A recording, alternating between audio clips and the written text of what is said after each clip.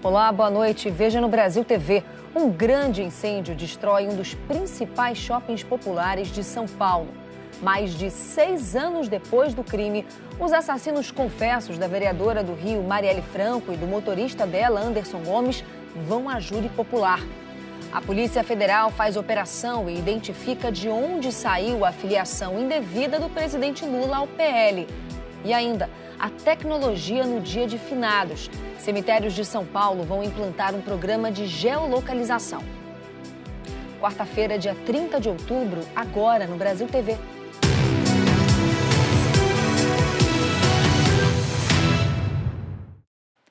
Durou mais de 6 horas um incêndio de grandes proporções que destruiu um shopping de comércio popular no bairro do Brás, na região central de São Paulo. As chamas destruíram uma área muito grande. Várias lojas na vizinhança foram fechadas e 3 pessoas ficaram intoxicadas pela fumaça, que podia ser vista de longe. O incêndio começou pouco antes das 7 horas da manhã. Meu Deus, só tragédia, Senhor. Olha isso, gente. O fogo avançou muito rápido e atingiu quase todos os 18 mil metros quadrados do shopping que fica no bairro do Brás, região central de São Paulo. É um comércio popular, então tem bastante carga de incêndio, tem bastante material para ser queimado. A gente está falando de uma época que se aproxima do final do ano, que se aproxima das festividades de final de ano, então a gente imagina que os estoques estavam preenchidos, né? As chamas também chegaram perto dos imóveis vizinhos. A fumaça se espalhou pelo céu de São Paulo e foi vista por moradores do centro e da zona norte da capital paulista, a quilômetros de distância. Os lojistas e vizinhos se juntaram aos 75 bombeiros para tentar apagar o incêndio. A Guarda Civil Metropolitana usou drones para ajudar. O repórter Guilherme Pimentel chegou bem próximo ao shopping. Pelo que a gente vê aqui de fora, o segundo andar, e são 2 andares apenas, o segundo andar bastante comprometido, são centenas de boxes de comércios variados. A polícia isolou toda a região e desviou o tráfego de veículos. A Comgás cortou o fornecimento de gás encanado. A empresa de distribuição de energia, a Enel, também desligou a rede no local. Eles chegaram agora para cortar a energia do quarteirão. Agora são 10 da manhã e a área no entorno do shopping continua isolada. A gente vê lá o cordão de isolamento, de lá ninguém passa. A todo momento chegam carros do Corpo de Bombeiros, mais carros, mais homens, para continuar esse combate ao fogo. A gente vê lá a estratégia dos bombeiros, é jogar água na parte de fora do shopping, porque dentro eles não conseguem entrar ainda, já que tem muito material inflamável queimando. Então, eles estão resfriando a parte externa para evitar que o fogo se propague. O shopping abriu às 5 horas da manhã e tinha bastante gente quando o incêndio começou. Nossa! Testemunhas contaram que as pessoas conseguiram sair. Antes que as chamas se propagassem, 3 pessoas foram levadas para o hospital com sintomas de intoxicação. Só fumaça preta e bastante movimentação, bastante correria. E na hora que eu virei já tinha tudo se alastrado. O shopping fica na rua Barão de Ladário, quase na esquina com a rua Oriente. O Brás, em São Paulo, é conhecido pelas lojas de roupas. O movimento de consumidores, atrás de preços baixos, é grande no bairro, até mesmo de madrugada. Está tudo fechado, as interruas estão todas fechadas, então bem próximo do Natal, né, que a gente já está aí. E a gente fica também sentido pelos lojistas que têm loja, né, porque como lojista a gente sabe como é difícil você juntar a mercadoria para o final do ano e agora está tudo perdido. Lojistas que trabalhavam no shopping já foram alvo da polícia e da Receita Federal em ações de apreensões de produtos sem nota fiscal, falsos ou contrabandeados. O mesmo imóvel já pegou fogo outras vezes, a última vez em 2014. Desde 2021, o shopping tinha o AVCB, auto de vistoria do Corpo de Bombeiros, mas o documento venceu em agosto. Ele atestava que o imóvel estava de acordo com o Regulamento de Segurança contra Incêndio. Então a gente já tem, de certo modo, essa informação de que nessa edificação eles se preocuparam com os elementos construtivos e com o combate ativo, no caso de um incêndio. O Aguinaldo lamentou pelos colegas que não vão ter onde trabalhar neste fim de ano. Milhares de pessoas hoje estão indo para suas casas, vão ficar desempregados, chegando no final de ano, entendeu? A gente sente a situação, se coloca no lugar das pessoas. A Defesa Civil de São Paulo divulgou uma nota em que estima que 200 boxes ou lojas foram atingidas. Mas esse shopping já teve mais de 350 lojas. Nós tentamos algum responsável pelo shopping, mas ainda não encontramos. A Polícia Federal fez uma operação contra o tráfico de drogas e a lavagem de dinheiro. A investigação começou no Amazonas.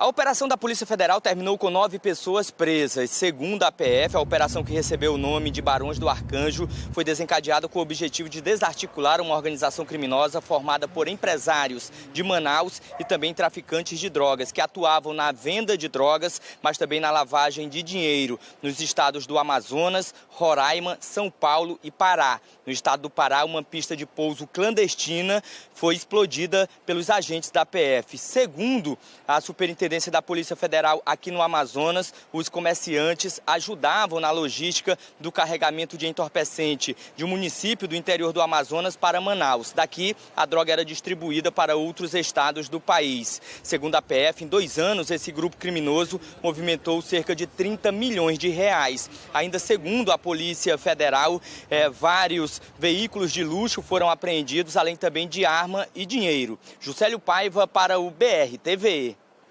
No Paraná, a polícia prendeu um técnico de enfermagem investigado por abusar sexualmente de pacientes enquanto eles estavam internados e sedados numa unidade de pronto atendimento na capital Curitiba. Na imagem gravada com o próprio celular, o técnico de enfermagem vai até o outro lado onde está a cama, levanta o lençol e, segundo a polícia, começa a bolinar o paciente. A RPC teve acesso a outras imagens em que o técnico de enfermagem comete abusos sexuais contra homens que também estavam internados. Em respeito às vítimas e ao público, nós não vamos exibir essas cenas. Os pacientes, todos eles estavam em estado de sedação, alguns totalmente inconscientes e outros ainda se mexiam um pouco. Mas dá para ver que eles não tinham nenhuma reação relacionada a tentar impedir aquele ato. Eles não tinham condições de impedir esse ato. O técnico de enfermagem Wesley da Silva Ferreira, de 25 anos, foi preso ontem fora do trabalho e, segundo a polícia, confessou tudo. Em depoimento, ele disse que gravou as imagens enquanto atendia aos pacientes na unidade de pronto atendimento da cidade industrial em Curitiba. A delegada que cuida do caso, ele admitiu ter cometido abusos contra pelo menos 5 pacientes. Mas a polícia acredita que esse número pode ser ainda maior. E a gente vai pedir a quebra do sigilo telemático dele, para obter essas informações, e até mesmo do celular dele, algumas coisas que foram apagadas a gente conseguiu recuperar, mas é necessário ainda o que tinha antes, e isso a perícia consegue recuperar. Então, a análise pericial vai ser importante para a gente ter a quantidade total de vítimas. No interrogatório ele afirmou que vem fazendo isso dentro de 1 ano, mas os vídeos que tivemos acesso foram que estão gravados. Pode ter muitas outras vítimas que ele não gravou e aí não tem como a gente contabilizar. No depoimento, segundo a delegada do caso, o Wesley disse ainda que tem HIV e que faz tratamento contra a doença desde 2019. Que ele disse que ele é portador do vírus HIV desde 2019 e ele... No próprio interrogatório, eu perguntei se por estar contaminado, ele sabia se podia transmitir esse vírus para as vítimas. Ele falou que sabia que podia, em que pese não seja muito alta a possibilidade, mas ele sabia que podia. Ele não queria isso, mas assumiu o risco de repassar a doença, de contaminar as pessoas. O caso só chegou à polícia porque o companheiro do técnico de enfermagem descobriu os vídeos no celular de Wesley e resolveu denunciar os abusos. A polícia fez buscas na casa dele e encontrou medicamentos desviados de outros hospitais, entre eles o fentanil, um analgésico potente que passou a ser usado também como entorpecente por viciados em drogas. Ele vai responder por estupro de vulnerável, período de contágio de moléstia grave, furto qualificado e o artigo 273, que é falsificação de medicação. A pena máxima ali pode ultrapassar 70 anos de cadeia. Por nota, a Prefeitura de Curitiba disse que esse é um caso de polícia e que está cooperando integralmente com as autoridades nas investigações. E reafirma o compromisso com a segurança e o bem-estar de todos os cidadãos e, nesse contexto, aguarda que a polícia realize a identificação das vítimas para que sejam tomadas as medidas necessárias de saúde. Com base nas informações trazidas pela polícia, o funcionário foi sumariamente demitido. Por fim, a Prefeitura de Curitiba diz que vai comunicar o Conselho Regional de Enfermagem acerca da conduta do profissional que atua também em outros locais. Mais de 6 anos depois dos assassinatos de Marielle Franco e de Anderson Gomes, começaram os julgamentos dos 2 réus confessos dos crimes. Os ex-policiais militares Rony Lessa e Elcio de Queiroz estão no banco dos réus num júri popular. As famílias e amigos de Marielle Franco e de Anderson Gomes chegaram cedo ao Tribunal de Justiça, falaram sobre a dor da perda e pediram a condenação dos réus. A gente sente essa dor até hoje e não vai passar. Eu espero que a condenação deles seja exemplar. E tem ainda mandantes, tem muita coisa ainda. As famílias de outras vítimas de crimes ainda sem resposta também foram para a porta do tribunal. A manifestação organizada pelo Instituto Marielle Franco foi justamente para chamar a atenção da opinião pública e exigir justiça. Hoje é um dia histórico para a gente. Importante, sim, que esses homens saiam daqui hoje condenados, que não normalize, não banalize a vida. O julgamento dos ex-policiais militares Rony Lessa e Elcio de Queiroz, marcado para as 9 da manhã, começou por volta de 10h30. Quem quiser acompanhar via internet, o julgamento está sendo transmitido ao vivo, online, pelo Tribunal de Justiça e também aqui pelo G1. O júri popular foi composto só por homens. 7 pessoas comuns foram selecionadas por sorteio. No início foram sorteados 5 homens e 2 mulheres. Mas a defesa pediu a dispensa das 2 mulheres e um outro sorteio foi feito. E mais 2 homens foram sorteados. Ao final, eles vão dizer se Rony Lessa e Elcio de Queiroz são culpados ou inocentes, para a juíza decidir a pena. Durante o julgamento, os jurados vão ficar incomunicáveis e vão dormir em dependências do Tribunal de Justiça do Rio. A primeira pessoa a ser ouvida foi uma testemunha de defesa, a única sobrevivente do atentado.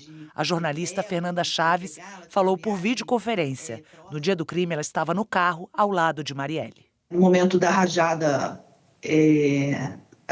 eu percebi que era uma rajada na minha direção, na direção do carro que a gente estava.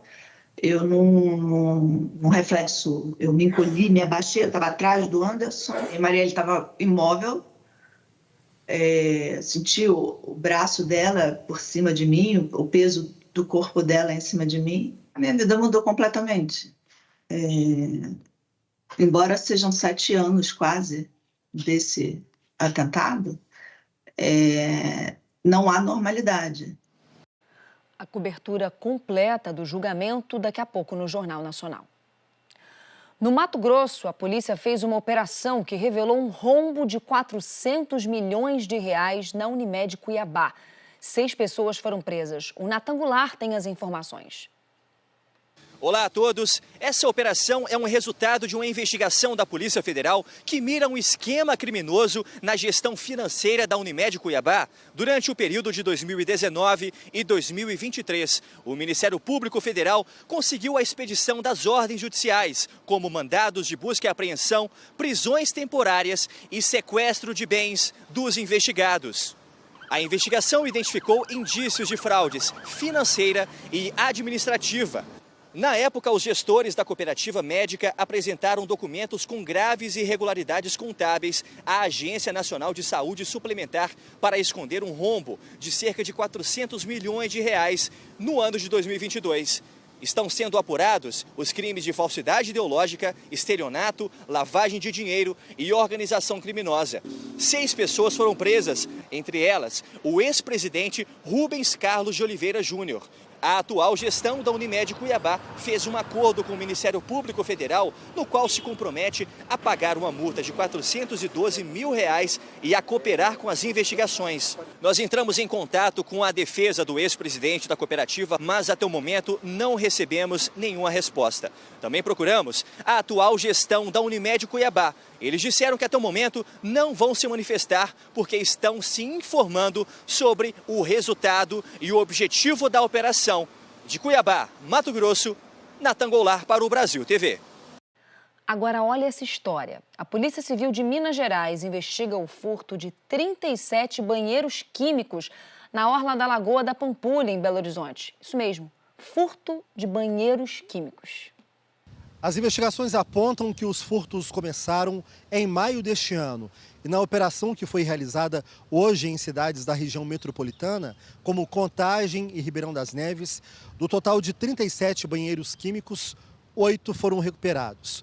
Por enquanto, ninguém foi preso e a operação continua pela Polícia Civil no cumprimento de mandados de busca e apreensão e a recuperação também desses materiais. Segundo as investigações, os criminosos aproveitavam que esses banheiros químicos ficavam em pontos turísticos e locais também como a Lagoa da Pampulha e, preferencialmente, pontos que não eram monitorados por câmeras de segurança para realizarem os furtos. A operação continua, a Polícia Civil deve dar outros detalhes ainda nesta semana. Nós entramos em contato com a empresa Tendas Aluban Limitada, que fica em Goiás, lamentou esses furtos e disse que está colaborando com as investigações da Polícia Civil. Wagner Tolendato para o Brasil TV. Em Mato Grosso do Sul, a Polícia Federal identificou de onde saiu a filiação indevida do presidente Lula ao PL e cumpriu mandado de busca e apreensão. A tentativa de filiação do presidente Lula ao PL, ocorrida em julho do ano passado, teria saído de uma residência aqui na cidade de Fátima do Sul, no interior do estado, distante 240 quilômetros da capital Campo Grande. A Polícia Federal cumpriu por aqui um mandado de busca e apreensão em uma residência, onde foram apreendidos um celular e um computador. Os moradores dessa residência não foram conduzidos para a delegacia, mas deverão ser ouvidos nos próximos dias pelo comando da investigação em Brasília, isso por meio de depoimento virtual. A operação foi batizada de Infiliatio. Os suspeitos podem vir a responder por crimes de invasão de dispositivo eletrônico, falsidade ideológica e falsa identidade. Thalita Andrade para o Brasil TV. A seguir, o governo federal anuncia novas regras para o transporte de animais em aviões. É já já.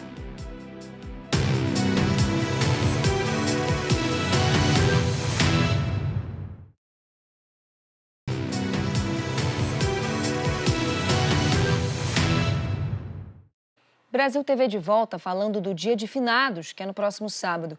Muitas famílias já se planejam para aquela visita ao cemitério, fazer uma oração no túmulo de um ente querido. Em alguns cemitérios públicos de São Paulo, tem novidade para os visitantes. Esses livros centenários guardam a história do cemitério de Santo Amaro, na zona sul da capital. As páginas corroídas pelo tempo estão passando por um processo de digitalização. São livros mortuários, certidões de óbito que agora estão na internet. Com isso, a concessionária responsável pelo cemitério também conseguiu colocar no ar um site com a geolocalização de cada um dos túmulos. Buscando pelo nome do falecido ou número do terreno, é possível encontrar uma página com dados, fotos, um mapa com a localização exata e a atual situação do jazigo. Este é o cemitério mais antigo da capital. Foi criado em 1856. Hoje conta com 3.000 túmulos, alguns bastante conhecidos, como esse daqui, da Noeminha, uma criança que nasceu em 1899, morreu com apenas 6 meses de idade. Muita gente vem até aqui fazer orações, pedidos e também deixar doces. E para facilitar a localização deste túmulo aqui no cemitério, foi criado então este novo sistema. O mapeamento também é uma forma de catalogar os túmulos em mau estado. Cerca de 750 estão em situação de abandono e cada um deles está recebendo esse cartaz. É um aviso para que as famílias limpem e recuperem os jazigos, já que elas são as responsáveis pela conservação. Se não vier, eles vão perder o jazigo. E aí nós temos que fazer exumações, colocar os restos mortais. Claro que tem todo um trabalho, né? Não é assim retomar, não veio, você retoma, não. Tem um trabalho de publicar em diário oficial, em jornal de grande circulação. Isso tem um prazo de 6 meses. Para nós, não é interessante retomar jazigos. Isso para nós não é importante. Importante é localizarmos a família. Além de fazer a manutenção, as famílias também têm que atualizar o cadastro do jazigo, mesmo aquelas que mantêm os túmulos bem cuidados. E dá para fazer esse recadastramento na administração do cemitério ou até mesmo pelo site da concessionária. Todo esse trabalho de digitalização está previsto no contrato com a prefeitura. Além do Santo Amaro, a concessionária também já mapeou todos os 23 mil jazigos do cemitério do Araçá. E nos outros 3 que administra, Dom Bosco, São Paulo e Vila Nova Cachoeirinha, a previsão é digitalizar tudo até maio do ano que vem. Você viu que essa digitalização está prevista no contrato das 4 concessionárias. A Avelar disse que instalou totens com mapas nos 5 cemitérios que administra. O Grupo Maia, responsável por outros 5 cemitérios em São Paulo, disse que já digitalizou todos os livros de registros. A Consolare, que administra 6 cemitérios municipais, disse que instalou QR Codes nas lápides com dados e histórico dos falecidos e que também está desenvolvendo o sistema de geolocalização, ainda sem previsão de implementação. O governo anunciou hoje as novas regras de transporte aéreo de animais de estimação no Brasil. As mudanças começaram a ser discutidas depois da morte do cachorro Joca em abril por causa de um erro da companhia aérea. Agora, o transporte aéreo de animais terá regras mais duras. As medidas anunciadas nesta quarta-feira foram discutidas nos últimos meses por entidades de proteção aos animais, veterinários, empresas aéreas e os poderes executivo e legislativo. As novas regras do transporte aéreo de animais determinam que as empresas aéreas deverão ter um serviço veterinário disponível para caso de emergência, criar uma medida de rastreio para que o tutor consiga acompanhar todo o trajeto do animal, como um chip, por exemplo. Garantir um canal de comunicação direta com os tutores para tratar das regras do transporte, como uma central de atendimento ou um número de telefone exclusivo. E capacitar e treinar os profissionais responsáveis pelo transporte do início ao fim do voo.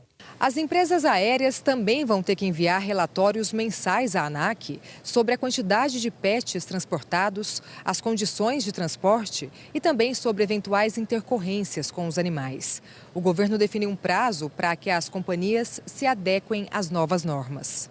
Em 30 dias, até o final de novembro, as companhias aéreas já terão que estar aptas a poder já estar dentro desse novo plano nacional de aviação animal do país. A ANAC, a partir de agora, vai também, nesses próximos 30 dias, estruturar toda a tipificação de multa, de responsabilização. Vai ter regras mais duras que possam inibir qualquer erro, que possa acontecer com o transporte animal no Brasil. A mudança nas regras vem 6 meses após a morte do cachorro Joca. O caso chocou o país. Joca embarcou em Guarulhos, em São Paulo, com destino a Sinop, no Mato Grosso. Mas a companhia aérea errou o destino e o Joca foi parar em Fortaleza. Depois, o Golden foi mandado de volta para Guarulhos. E quando o tutor chegou para encontrá-lo, o cão estava morto. Joca tinha atestado veterinário para suportar uma viagem aérea de 2 horas e meia, mas com o erro de destino, ele ficou no avião por quase 8 horas. O caso do Joca assustou a Silmara e o Rafael. Eles não viajam sem os mascotes Lua e Lute, que vão sempre na cabine, em bolsinhas como essa. Para Silmara, as novas regras vão tranquilizar os tutores, tanto dos pets que vão na cabine, quanto daqueles que precisam ir no porão. Nós estamos falando de uma vida, né? Então acho que a gente tem que ter essa atenção. Não é porque é um animal em si que pode ficar ali, pode esperar, né? Pode ficar muito tempo no sol ou com fome, com sede. Tem as próprias necessidades. Acho que eles têm um limite de tempo, né? Então, acho que essa atenção especial com eles é muito importante. O Brasil TV fica por aqui. Outras notícias no Jornal Nacional, hoje um pouco mais cedo, às 8 da noite, hora de Brasília. Uma ótima noite para você. Até amanhã. Tchau, tchau.